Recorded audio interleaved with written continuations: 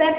Cât de dezagătă la școală pare să fie problema tuturor colegilor, dar stai liniștit, Jupiter va avea decât lucrul învățărilor. Sau, ești susținut pe planul la școală, în prima parte a lui, însă nu te va lăsa pe urechi, căci se va duce norocul după data de 7. Jim, nu e ceva nou pentru tine să fii produs față de ceilalți. Toată lumea visată la vacanță la munte, însă ești distracția cu muncă.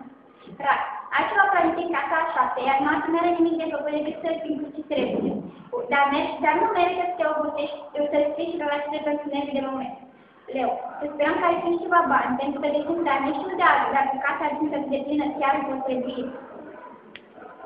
Special, cu casa a 4-a plină, parcă nici nu-ți mai ajunge să mai duci la școală ca să pierzi timpul.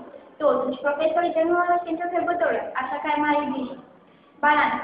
Să alegi ce susține când îți explic toate punctele de vedere. Totuși, nu exagera cu reproșurile sau cu băidatul pe teșet. Scorpion.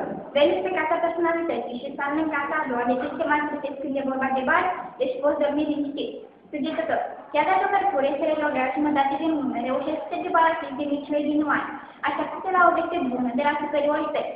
Capricorn. Decât data de 21, soarele se mută în casa ta și promite să te răsplătească, pentru toate eforturile tale cu niște cadouri sau chiar bani. Vărsător. Venus este în casa alege, ceea ce promite succes financiar. Ești mult mai favoritat de alte astfel decât crezi. Pești. Când Jupiter este la tine acasă, de ce te mai scuziți când dacă nu ai bani? Pentru orice, tu mergi bani pe bine, așa că nu te-ați să te obosești cu treburi suplimentare. Vă mulțumim pentru că m-ați urmărit și vă mai ajutăm.